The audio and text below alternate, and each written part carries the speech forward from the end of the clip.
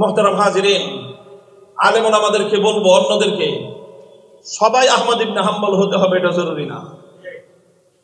সবাই সে যুগে আহমদ ইবনে হাম্বল হয়নি। যে যুগে ইমাম বুখারী ছিলেন, যে যুগে ইমাম মুসলিম ছিলেন, যেটা খায়রুল কুরুনের কাছাকাছি সময়, সেই সময়ে সকলে ইমাম আহমদ ইবনে হাম্বল হয়নি। কাজেই সবাইকে ইমাম আহমদ ইবনে হাম্বল হওয়ার আহ্বান আমি জানাই না, এবং এটা হয়তো হবেও না, এবং হওয়া উচিত হয়তো নয়। সবাই হিকমত অবলম্বন করেন, কিন্তু যে অনুরোধটি করব হাতে ধরে পায়ে ধরে, যদি কেউ হকের কথা, সঠিক কথা যদি বলতে চায়, তাহলে অন্তত আলেম হয়ে আপনি তার বিরুদ্ধাচরণ করবেন না। আপনি মঞ্চে তার বিরুদ্ধে কথা বলবেন না।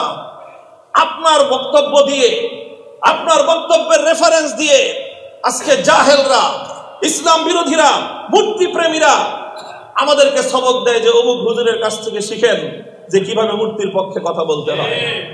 এর চেয়ে লজ্জা এবং এর চেয়ে কলঙ্কের কোনো বিষয় হক্কানি আলেমদের জন্য হতে পারে না। কথা বলতে না পারলে নীরব থাকেন, কবরের ওয়াজ করেন, হাসরের ওয়াজ করেন। প্রশাসনকে এড়িয়ে সন্তুষ্ট করে ওয়াজ করার তো সাবজেক্টের অভাব নাই। আপনি কেন এই বিষয়ে কথা বলতে গেলেন? মুহতারাম হাজিরিন, আমি আবারও বলছি, সবাইকে আমি এটা বলবো না যে ইমাম আহমদ ইবনে হাম্বল আপনি হন। শাইখুল হাদিস সবাই হয় না, শাইখুল হাদিসের সন্তানও সবাই হয় না।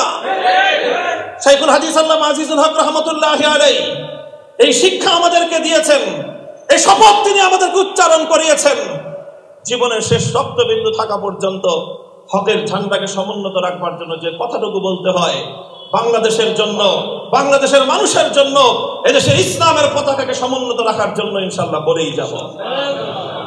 আপনাদের কাছ থেকে দোয়া চাই, সহযোগিতা চাই, পরামর্শ চাই, এবং ইনশাআল্লাহ আত্মঘাতী এবং সরকার, রাষ্ট্র, দেশ, জাতির সাথে সংঘাতমূলক কোনো কথা আমরা বলি না।